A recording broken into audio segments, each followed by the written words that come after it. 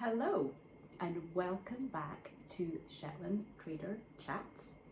I am Gudrun Johnston. I am a knitwear designer and the brand director for Simply Shetland, which is the North American distributor of Jameson's yarns.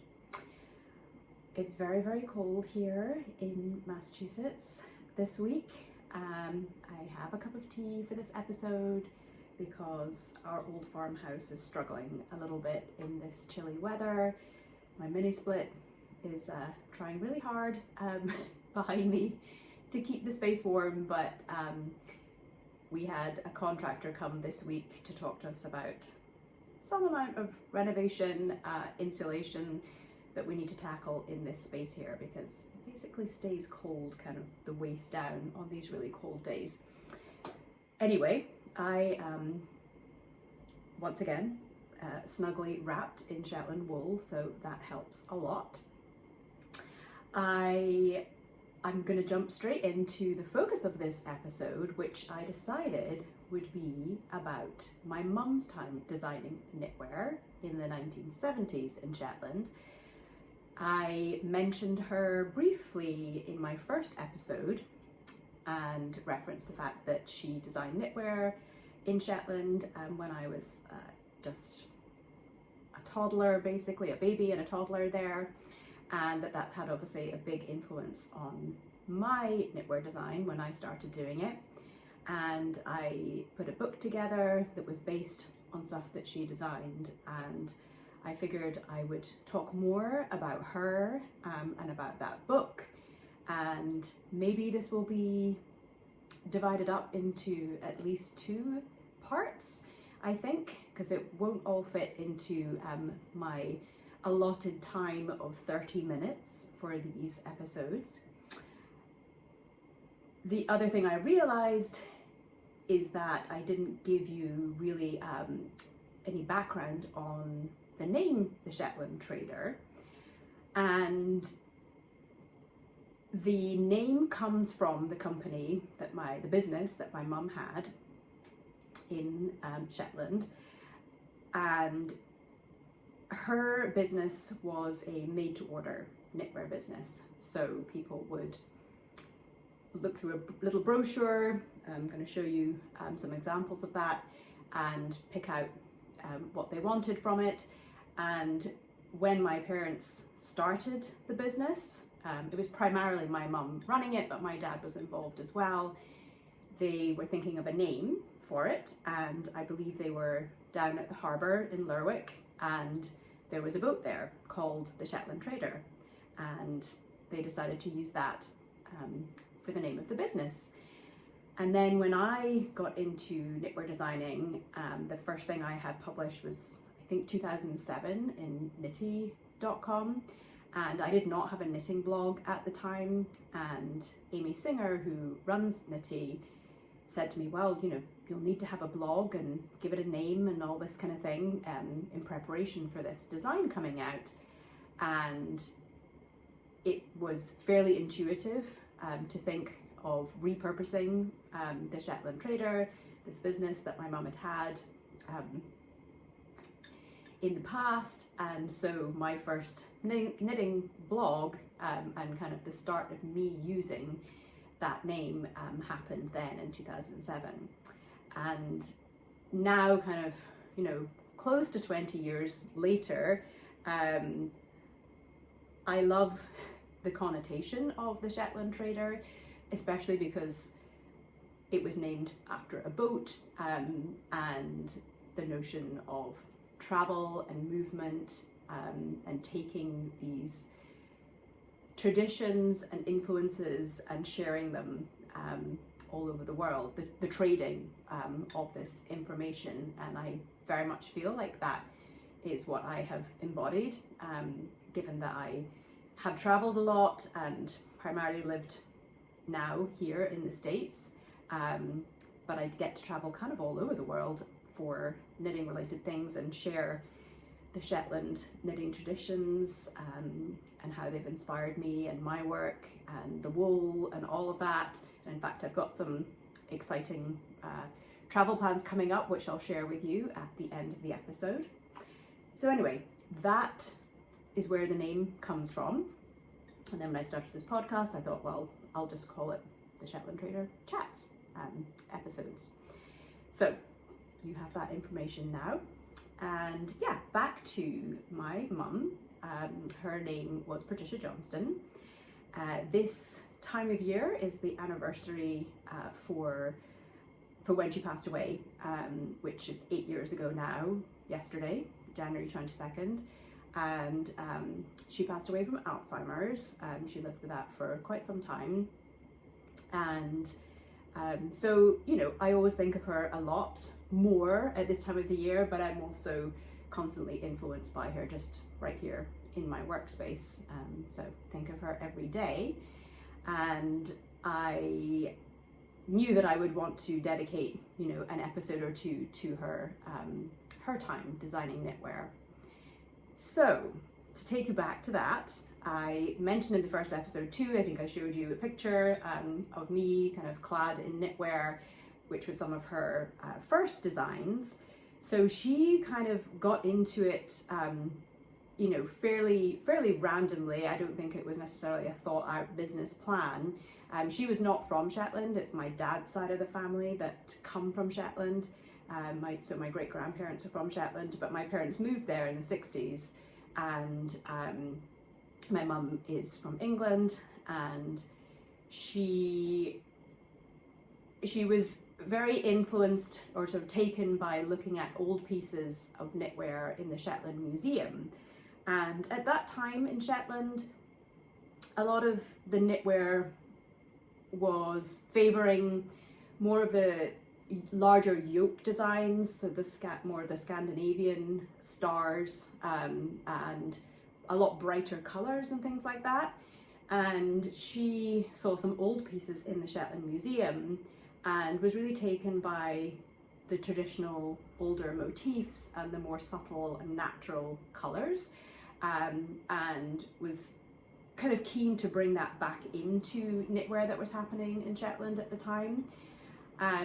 But she started off really just having knitwear commissioned by a neighbour. At that time my parents lived in Bigton, Shetland, and I wasn't born quite yet, but my older brother and sister were. And so she asked this neighbour, who was a bit of a, I think, a surrogate granny, to knit some very specific things for my brother and sister. And, you know, they were fun kind of 70s little bell-bottomy type trousers and a sweater. In fact, here is an original Shetland Trader kids sweater that I now have. And initially it wasn't to start a business, it was just to clothe her kids. And as she specified particular shapes and colours and things like that, friends of hers saw these and asked, you know, well, could they commission things through her for their kids too? And so that's kind of how it started for her. She then employed local knitters to make up these garments, and so she wasn't actually a knitter herself. She did crochet a little bit, but she was using paying local knitters to make up these items and selling them. And then she started to move into doing adult garments as well. And initially, I think she was mostly selling these through a shop that she had in Lerwick, which she shared with her good friend Victoria Gibson, who is another knitwear designer based in Shetland. And so they shared a shop together. And then she realised in order to reach more people, putting together a mail order business would be a good idea. So she did that, and I think my parents placed an ad in a London newspaper and just got a really big response to that. So yeah, a big sack of mail of orders. And these are a couple of the brochures that she had. So it showed kind of images of things that people could order. She was doing stuff like you know, maxi dresses. This outfit here is actually like a skirt and a sweater and a vest, I think, all in one. And some other pieces on the back here. This one's a whole dress. So on these brochures, there would be a description of what the garment was, and then people could place like an order for a particular size, and they could specify maybe if there was something. I think she also offered options on, like, you know, did you want to have a turtleneck or a crew neck? So you could kind of pick and choose some of the elements there and some of the palettes and things like that. This is an earlier brochure which my grandmother actually did the illustrations for. So she was an artist and a writer, and she did these drawings for my mum for one of the first brochures that she had. And you can see down here it shows like the price and things like that, and the different sizes, and again a brief description of the design. So I was very young when my mum was running this business, and she did it for maybe 4 or 5 years, and then she sold it on to another woman whose name I can't remember right now, Hilary Salmond, I think. And I think she had it maybe just for a couple of years at the most, or something like that, 2 or 3 years after the fact. And then, you know, it dissolved. There was no Shetland Trader after that. But during the time that my mum ran it, there weren't knitting patterns written. These were all, as I said, made to order pieces. I think the woman who bought the business from her did have a couple of patterns for sale, because I came across that through a Shetlander I know a few years ago, an actual physical pattern, but that wasn't during the time that my mum was running it. And when we moved away from Shetland, I was only 5 years old, and we moved back to mainland Scotland, and my mum wasn't involved in knitwear at all really for the rest of her life. She did other things, and so growing up it was something that I was aware that my mum had done, but I really didn't think to ask very much about it. I didn't know very much about it, and it wasn't until I started designing knitwear myself that obviously I wanted to learn more, and thankfully she kept a folder of a lot of photos and things like these brochures and some newspaper articles and things like that from the time. And so I've had that in my possession for a while, and it was kind of in the back of my mind that, oh, you know, these were very innovative designs and put together really nicely, a real aesthetic that speaks to my mum's taste for sure, but also fairly timeless in their fashion, I think. And so it was in the back of my mind that, you know, a book should be done or something should be put together to reflect that, honor it, and share it with hand knitters. So that was kind of percolating in the back of my mind somewhere, but it wasn't until I think maybe 2014 or something like that, during a trip to Shetland, that I came across 2 sweaters of my mum's that I had never seen in person before. And this was during a Shetland Wool Week that I was there for, and it was via a Facebook post that my older brother had seen, that a local business knitwear, well, a woman called Wendy Inkster, who has a business called Borough Bears, and it's repurposing old sweaters into keepsake bears.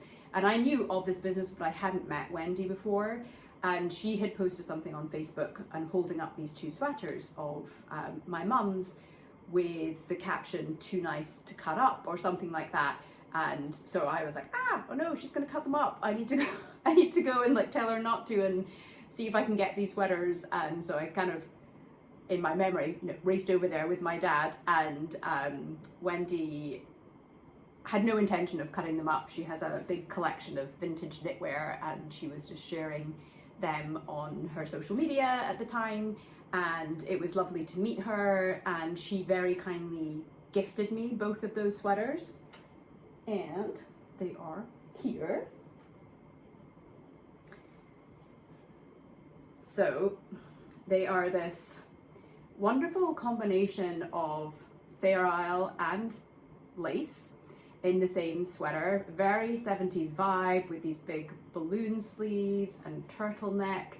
This one is kind of in a almost murret. It's a very, very dark brown, very 70s shades. And then this version, also in natural shades with traditional motifs on it.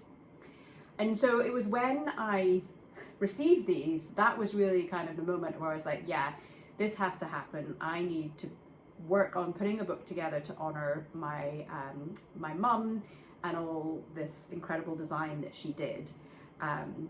By that point, my mum was, well into her journey with Alzheimer's, and so it was not possible for me to talk to her about her time running the Shetland Trader, which of course I regret, not being curious about it much earlier and knowing more. But my dad was able to share a lot with me.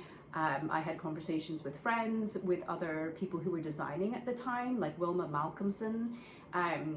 She, was starting to do her knitwear design at a similar time to my mum, and Wilma only just retired from hers.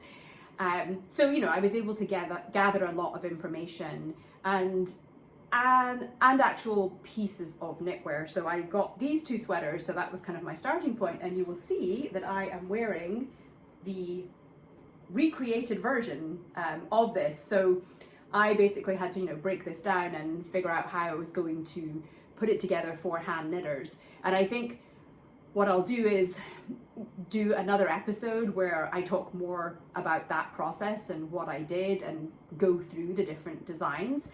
But this one I called it Ver, and it is on the cover of the book, which I did, which is the Shetland Trader Book 3 Heritage. I had self-published 2 books called the Shetland Trader before this one, but this one ended up being published with Pom Pom, and it's still available. If you Google it, various retailers will come up that have it. Like I know Brooklyn General has it, a couple of copies, L'Habit Ennemi in Paris, Jimmy Beans. So a quick Google for it, you'll see some places you can get it. Most of the patterns are available individually as well, but not all of them. And then of course the whole story and background is inside these pages too.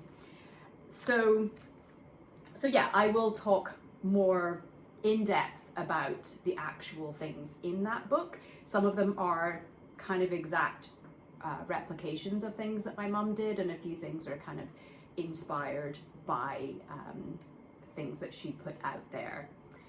And I was also reminded of her and this whole collaboration because I was just at Vogue Knitting Live, and somebody had on a Ver where they had done actually a vest version of it, which I had seen Ella Gordon from Jameson and Smith, and she's also a knitwear designer, Shetland based knitwear designer. She did a vest version of Ver too. And every event that I go to, I end up seeing somebody in a version of Ver, and it's just always so striking when I see it. And I had decided that this year I was going to knit another one for myself. I haven't actually worn this sample that much, kind of assumed mostly that it was too small for me, and it's not actually that bad. So I put it on today and discovered that, you know, it does fit me pretty well. But I think I do still want to knit another version. I've seen some really fun versions with quite like neon colors against you know, a neutral background, and I kind of like the idea of that. So I think again in the next episode I might talk about what colors I would choose for that and start that process, and maybe some of you might want to join me for a bit of a knit along. And I just have this other sweater too. This was just another one that was gifted to me. So a lot of my parents' friends bought knitwear from my mum and kept it. And so every now and then pieces show up and they are gifted to me. And this one was from several years ago that another friend dropped this off for me to have. And it also is, to me, you know, it's a real testament to the longevity of Shetland wool, because these pieces are over 50 years old now. This kids sweater, and I have more kids garments that we wore when we were kids in Shetland, and as I said, this was passed on to me and my kids wore it. I have photos of them in the exact same things, and they're still in amazing condition. Obviously, you know, you have to take care of the knitwear and keep the moths away and things like that. But yeah, Shetland wool wears really well. So what else did I want to say about that? Oh, well, I should point out this sweater behind me. So this is also an original Shetland Trader. Label is in there. Let's see if I can show you a closer up of the label there. So after my mum had visited the Shetland Museum and saw this old, very traditional Fair Isle sweater, which was actually an adult sweater, she had it recreated as a kid's garment, and my parents have had it sort of on this jumper board and displayed for a long time in their house, and again that got passed on to me, so I've had it for a long time now, and again, you know, it sits in whatever my workspace is, in all the various moves that we've done. This sweater is always kind of front and center in my workspace, and yeah, it's an example of very traditional Fair Isle colours. When Fair Isle was first being kind of done, there was really just sort of a small palette of colours that were used, and that was partly because the first dyes that were introduced were things like madder and indigo, and then there were some local plants that were used for more yellowish. So you often see the older pieces of Fair Isle with this kind of palette to them. And my friend Mary Jane Mucklestone, she did a cowl kind of version of, you know, inspired too by that same old sweater in her book Fair Isle Weekend. So if you feel like trying that out, she has a pattern for that. Maybe one day I will do another collection based on Mum's stuff, but perhaps like all the kids things. And I actually, just the other day, we have a WhatsApp group chat, my siblings and I, and my dad's involved in that too, because we're all pretty spread out. I'm here in the US, my sister's in New Zealand, and then my two brothers are in Scotland. One of them lives basically with my dad. Anyway, we have this group chat, and it turns out that a different family friend dropped off another piece of knitwear, which is a kid's item. It's a little dress, actually. And none of us had really seen anything quite like it in terms of photos that we have and those drawings and things. So that's like a brand new discovery, and my dad is sending it to me, so I'll be able to share that with you more when it gets here. I'm really looking forward to seeing it and just adding to the collection of things. And I think that's where I'll leave the Shetland Trader from the 70s right now, but I will do another part to this where I go more in depth into the different patterns that I have in the book. Funny thing, just as I look at this, I'm reminded of is that, so this was supposed to come out in 2020, and I was supposed to go to London for the photo shoot because Pom Pom have a base there. That's where they started, Pom Pom. And it was March 2020, and I was like, oh, I don't think I should go. And that was the right decision because everything kind of shut down right after that. But that meant that this got postponed a little bit, and we ended up doing the photo shoot in Reno, Nevada, like in the summertime. So all these pictures of the models who, you know, were incredible, wearing all this Shetland wool in, you know, 90-degree heat. But the pictures all came out great. And it's not 90 degrees here today, that's for sure. Which I wouldn't want it to be either. That's way too hot for me. Okay, so moving on, because I want to just cover some other things in this episode too, let you know what things I'm working on right now. I'm just chucking that out of the shop right now. So currently, last time I showed you my Audrey vest, so it is now all finished. And I love it. I wore this at Vogue Knitting Live.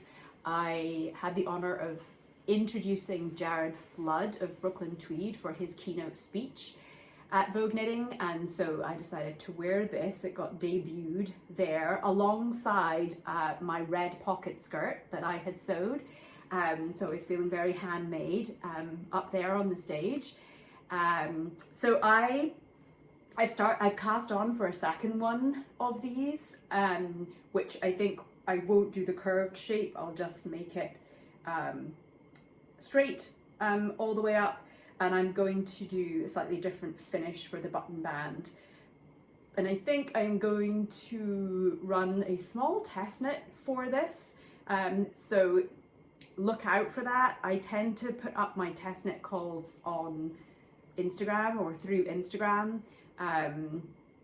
So I'm hoping to sort of put that call out maybe towards the end of next week on there. Again, this is a hack on my Audrey and Unst cardigan, which there are kind of two views of, a more fitted version and an A-line version. And I mentioned to you last time that a knitter on the west coast of Scotland had made several vest versions of Audrey, and that's what kind of inspired me to go, yeah, a vest version would be great. So I'm writing it up, you know, as a separate pattern too, with a couple of different options there. But I really love how this turned out. I used sphagnum, which is a really great green, heathery color that Jamesons do in Spindrift. And I also showed you last time the Iris hat by Trin Annalee that I had knit over the Christmas kind of period, and I was so I loved the colors that I ended up putting together that I was like, oh, I think I need to design something using that palette. And so I have started a vest. It's just a kind of quick sneak peek there. I'm going to be doing that and probably not coming out for a couple of months because I want to also do a test knit, but I think it's going to be part of the Woolly Thistles vest knit along. So we're actually going to put kits together for those exact colours. So watch out for that, but I'm having a lot of fun watching it grow on the needles. And of course there'll be steeking involved, so I will make sure to take some photos and video, sorry, not just photos, but video of that to share. The other thing that I am knitting right now is this sweater, this design.